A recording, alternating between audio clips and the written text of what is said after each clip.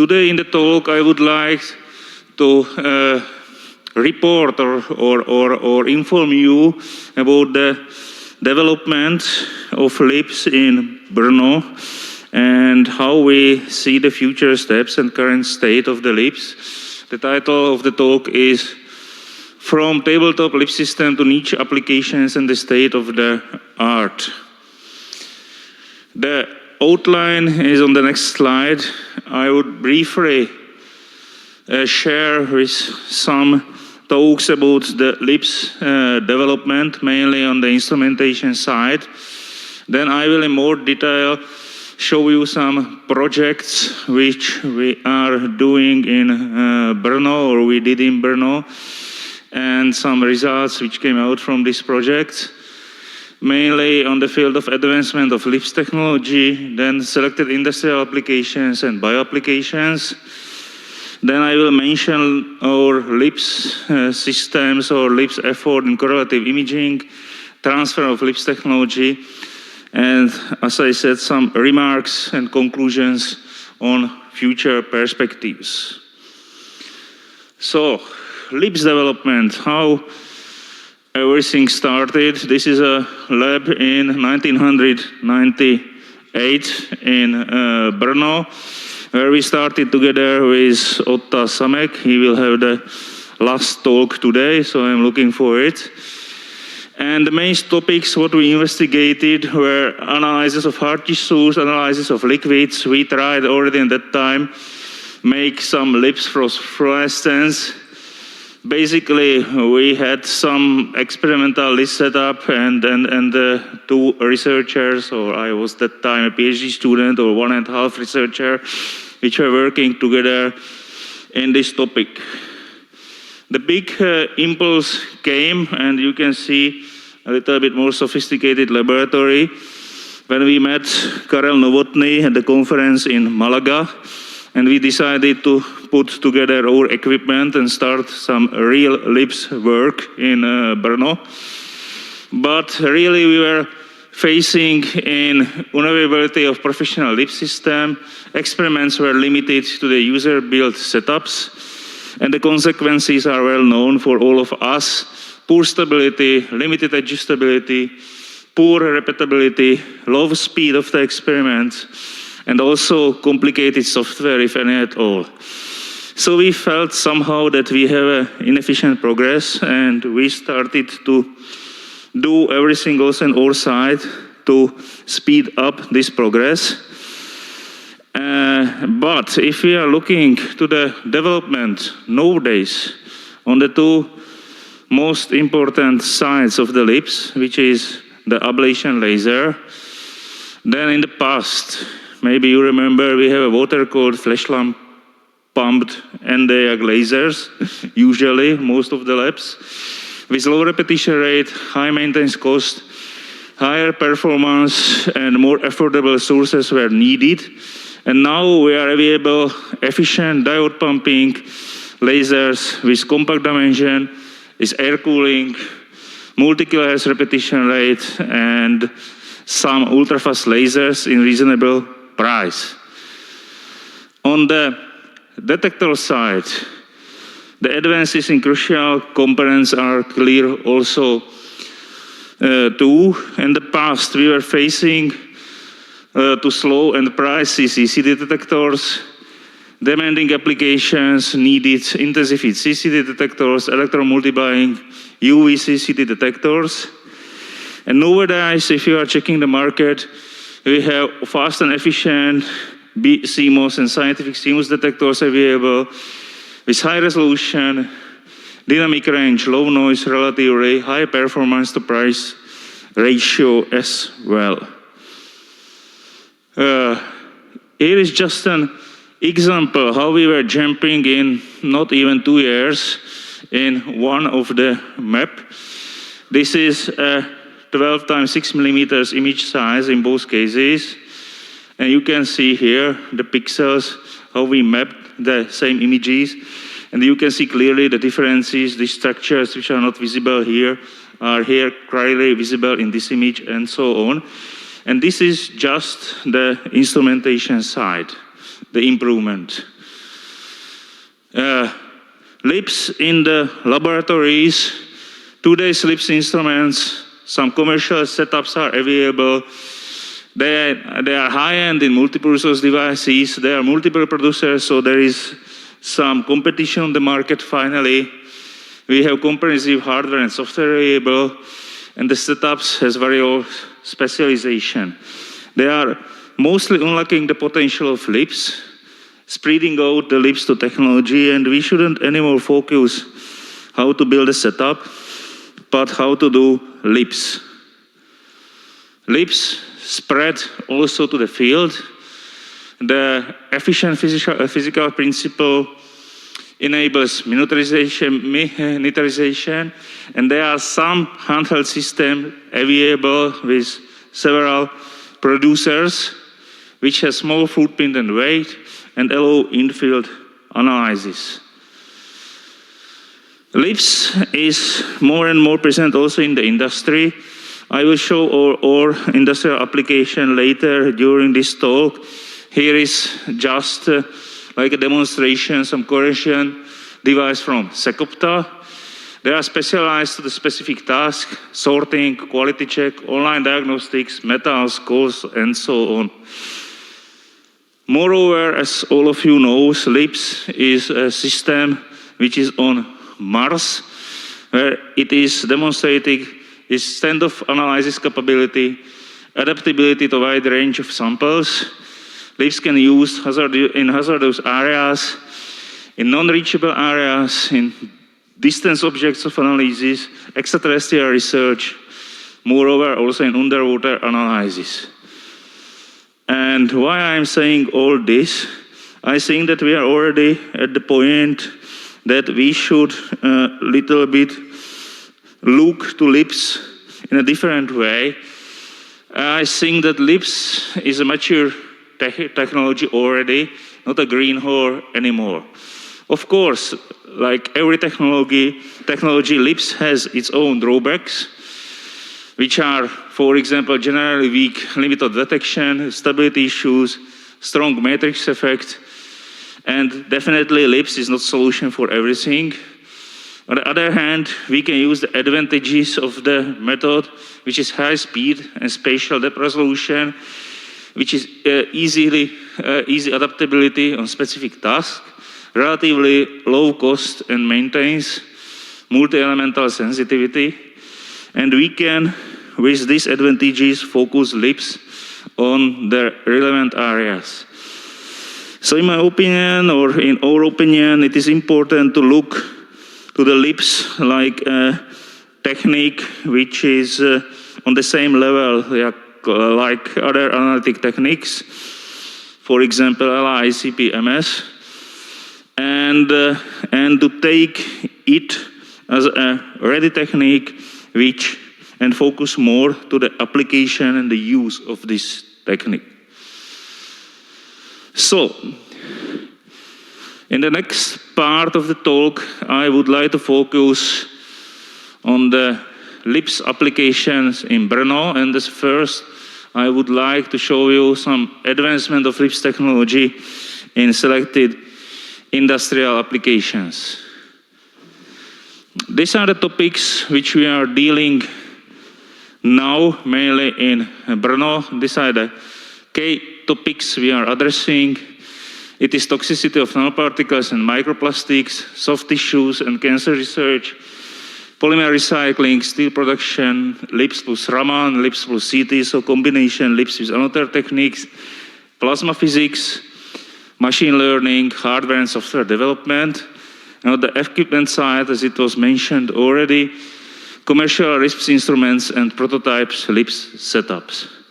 I will try to speak about most of them, most of this field, but because we have limited time, I will mostly just scratch the surface. Fortunately, we have here several posters and several talks from the group, so I will try to refer in this talk to the appropriate talks or posters when you can find further informations. Let's start with LIBS specific components. I should mention vacuum interaction chamber, which is nothing new. It was developed since a long time ago. And what we did is we just modified the interaction chamber from scanning electron microscope made in Brno. It is originally a project with Tescan, a producer of scanning electron microscopes.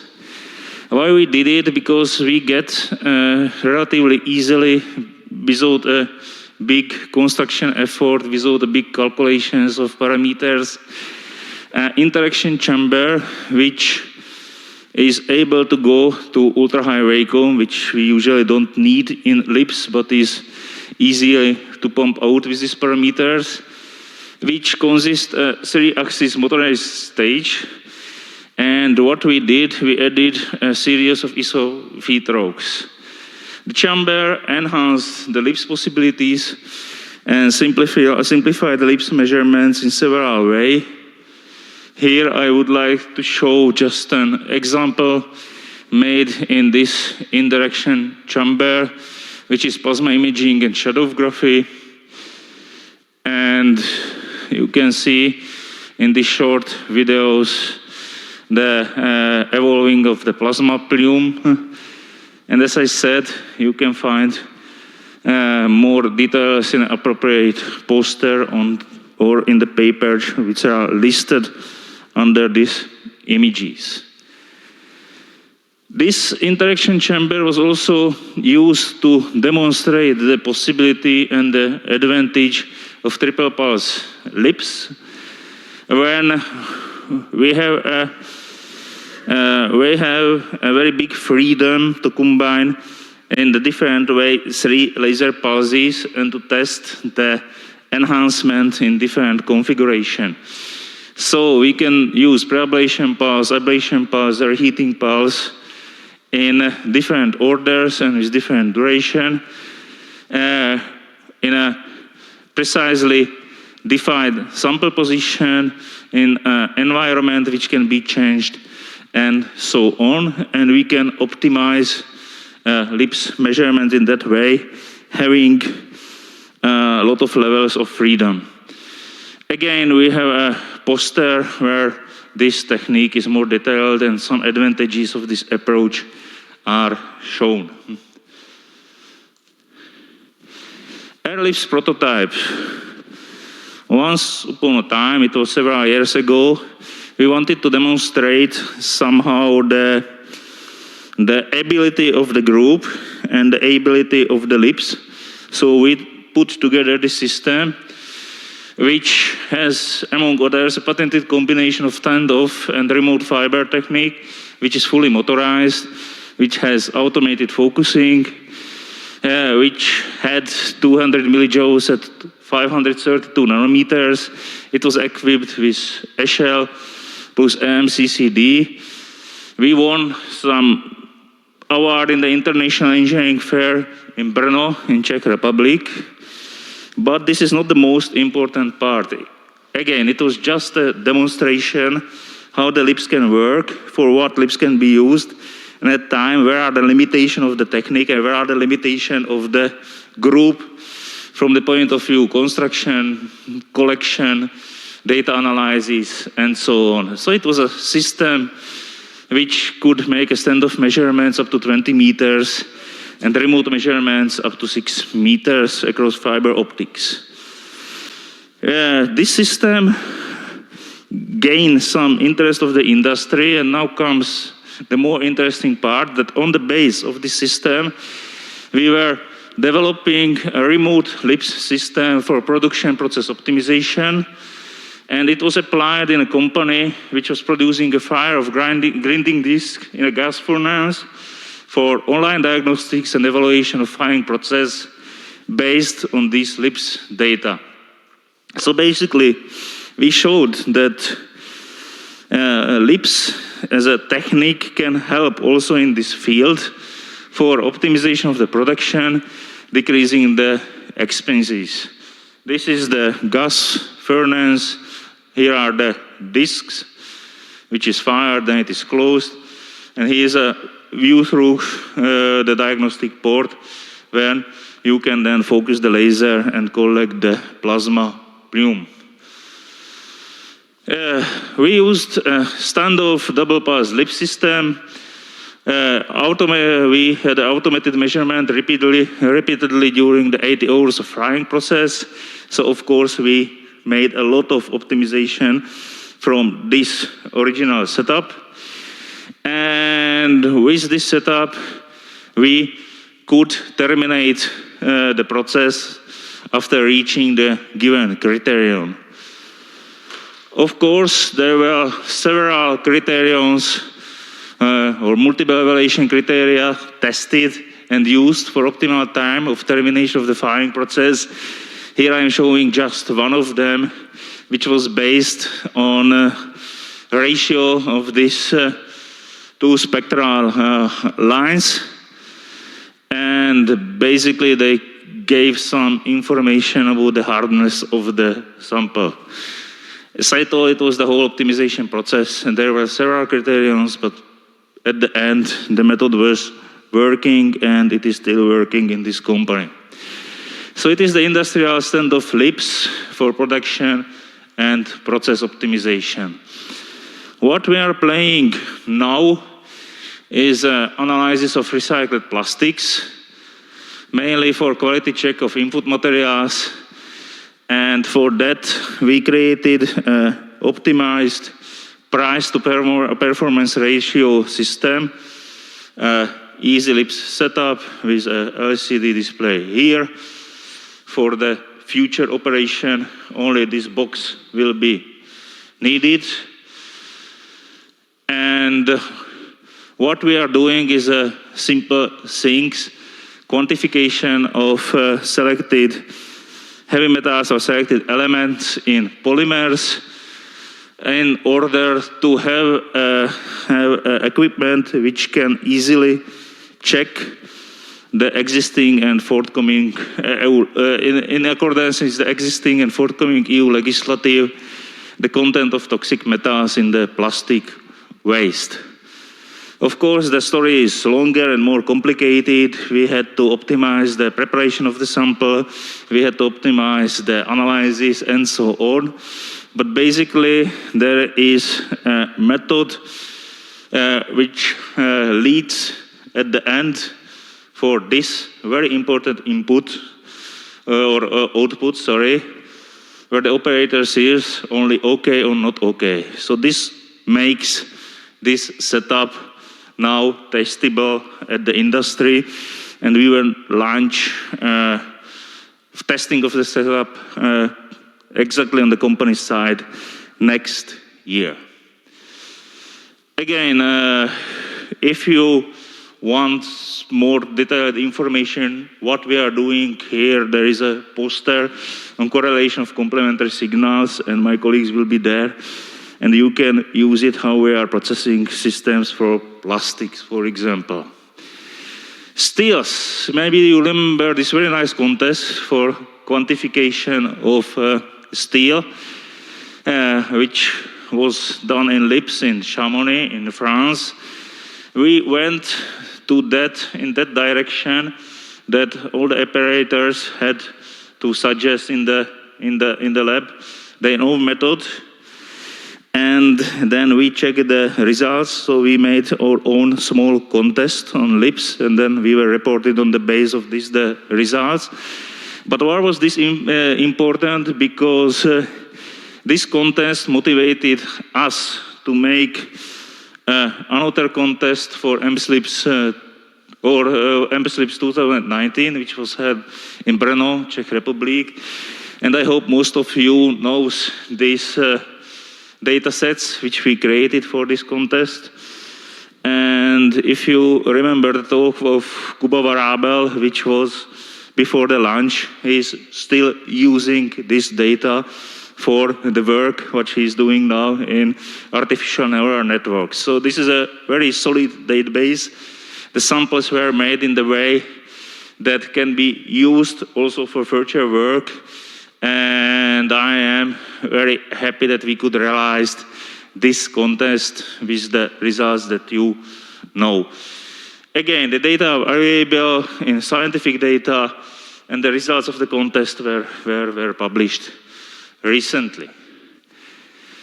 Geology, this is an interesting topic. We were dealing with it for a long time from different direction. Here what I wanted to show you how the statistical methods can give some additional information, and if I'm not wrong, this was our first publication where we showed that the PCI or predicted PCI can you indicate the same results or can in the future give you some complementary information than the direct map of a given element.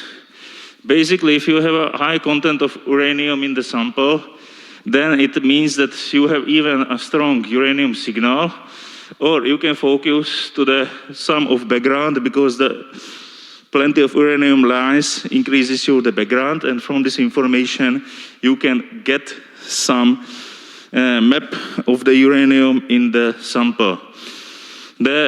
Another way is to make a principal component analysis, because the principal component analysis gives you a very similar results when the first component is this time and in this sample was the uranium or that part of the ore that contained uranium.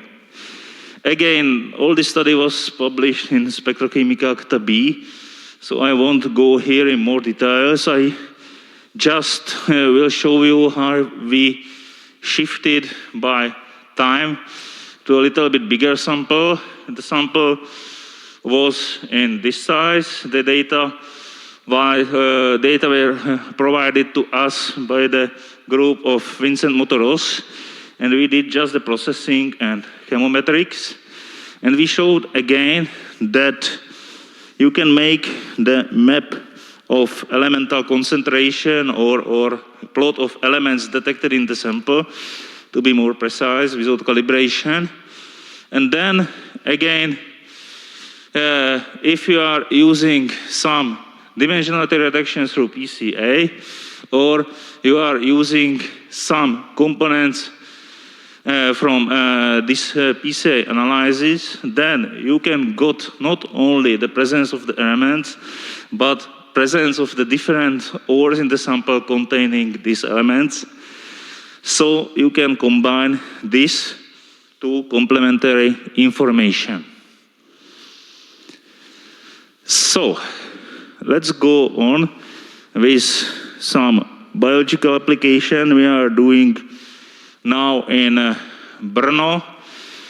I am very happy that if you are checking to the years of application and the number of spectra in the papers and the spot size, then you can see a clear trend that even in the plant analysis, the number of spectra are increasing, the spot size is decreasing, which means that we are getting much more fine maps and we can get much more information for the sample.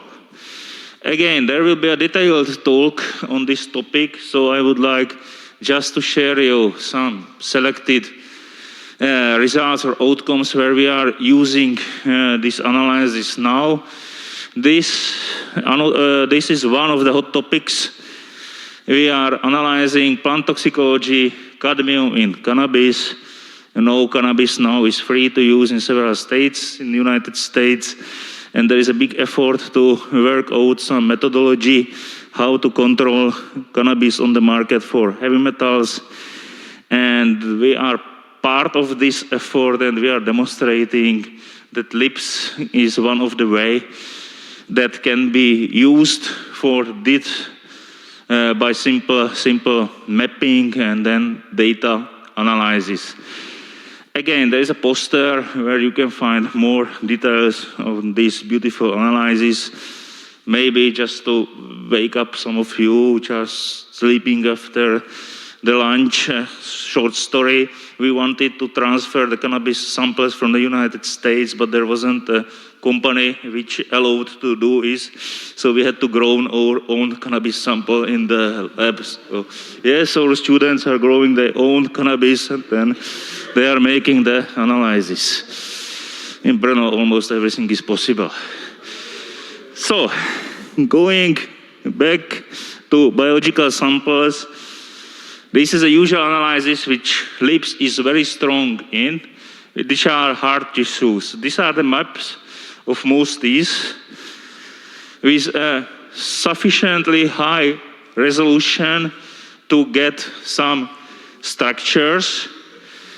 And again, with some PCI analysis, we can see some difference not only between enamel and dentin, which is normal, but also there are two areas inside the dentin which were detected with this method, and then they were proved by computed tomography. So we detected already with LIBS two different areas inside of dentin, and again, these data are very valuable for the scientists from Czech Academy that are using these mouses for their experiments. Don't ask me for what. This is another steps in hard tissue analysis, which is a study of human tooth ankylosis. Pavel will have a talk on Thursday on it. So what I wanted to show here are the maps. This is the resolution which we are able to do in Brno, and we can focus on different area and investigate things there that will be detailed by Pavel.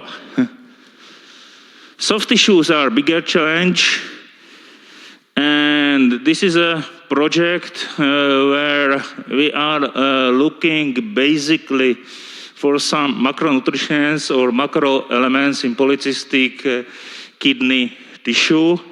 So basically, we are looking for the answer element-wise or nutrition-wise, what is the difference between these two tissues using LIBS analysis. Again, we have a detailed poster for it, so I am inviting you to check this in our poster. Several similar study which we are doing in skin cancer, so malignant melanoma. Again, from our point of view, we are facing here with the techniques. So we need somehow to fix the sample. We need to do the analysis with hard resolution, and we need to have some results where we can distinguish the part of the sample with melanoma and part of the sample without melanoma. This project is now running for 2 years already, and we get first good results which were published recently in JAS. So I am looking very much for the continuation of this project. From the LIBS point of view, we are speaking still about the hard resolution mapping of soft tissues. Tag LIBS. This is another hot topic that we are putting some effort here.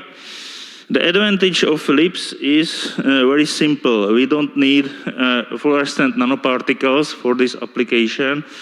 Basically, we don't have if you have fluorescent nanoparticles, these nanoparticles shouldn't be stable for a long time. They can lose after some time the fluorescence properties and so on. In LIBS, again, you have more freedom that you can mix your own nanoparticles with some metals, and you can detect it easily from the LIBS signal. Here, it was some pilot study to detect ytterbium-based upconversion nanoparticles. We showed that the detectability is the same or even better with LIBS if you are looking for the resolution. The imaging parameters are on the slide, and we again open some doors for LIBS and some application field where LIBS can be used. Lipsync correlative imaging is a topic that we are dealing with it for a long time. As I said in the beginning, we don't think that LIBS can give you an answer for everything. It is a nice technique, it is a fast technique, and so on. But sometimes, or most of the times, it's better if you have some complementary technique together with LIBS, or you can extend the LIBS capabilities somehow. What we are doing there, a common combination LIBS and Raman spectroscopy. This is a work which was done recently by Otta Samek, and Otta will speak about this today, so I won't go again in more deep details. Basically, we have a LIBS spectrum and some Raman data, and combining in these two techniques, you can focus on different parts of the wood here in lignin and look for elemental composition of the selected parts. It is somehow extension of the very nice work of Madhavi, which was done a long time ago when she was mapping this wood, and we added to this Raman analysis, and we combine these two techniques together. Again, there will be a presentation soon for this. LIBS and X-ray microcomputed tomography. We are lucky because we have both techniques available in our research group, so the combination is straightforward. Basically, what we are trying is somehow to correlate the gray value, what we are getting from micro-CT analysis, which are elemental composition of the sample, what we are getting from LIBS. So from one cross-section, we would like to get a 3D map on the sample where we are using LIBS for calibration of this gray scale, basically. It is not so straightforward and so on, but this is the basic principle behind this. Then, here is another example I mentioned already in this most is how the micro-CT analysis was combined with these results. Again, there is a poster for it, so I won't go in more details, but basically what I wanted to show is that the LIBS cross-section and the micro-CT cross-section have almost the same resolution already, and moreover, you can use this similar resolution, you can use these maps somehow to recalibrate the other techniques. LIBS plus ICPS. I just wanted to show here how these two techniques can be complementary. So these are the melanoma tissues I showed before. This is the LIBS map, and this is LICPS map done in Technical University of Wien. And again, we can get a complementary information about presence of some elements in the sample using these two techniques together. So, transfer of LIBS technology. This is what we are doing from the very beginning. We think that this technique should go, I don't say away from the university, but it should spread to the industry and to different applications. So we learned our session or lection already. I think the technology transfer, if you are a scientist, is not always straightforward and easy. So please, for 2 years, don't speak to me about atoms or something like that. Now we are on the light side, and we have a Lightico startup company which is transferring this technique from the university. This is an official startup of SATEC, and we are focusing mainly for instrumentation development and to get LIBS technique, LIBS equipment to the market. We have a booth here, so you can get more information there. What I consider very important to say that we are equipped with IMSLIBS by Epina. And again, this is somehow a combination of two different or two approaches. IMSLIBS by Epina is a universal software to manage any type of images, let's say, or data which are 2D or 3D in some extent. And the combination of LIBS is very straightforward because we can put together easily the LIBS map, what we are getting with the photos for the sample and so on. So this software is now integrated to our system. And to getting some conclusions how we see in Brno the future of LIBS, I pointed out 4 points here. I think that LIBS is on the border or is already behind the border reaching biological and clinical relevance. 2D and 3D elemental imaging with high spatial resolution and sensitivity, including quantification, are the tasks where LIBS can be a method applicable very soon, or in some extent we are applying it already. We should shift, of course, LIBS from feasibility to mature and established methodology with some cohort studies and so on. Another field or another possible future of LIBS, Industry 4, it means digitalization. You know that Industry 4 is only in Europe because in Japan they have already Industry 6 because the population is older than in Europe, so they needed these robots already before us.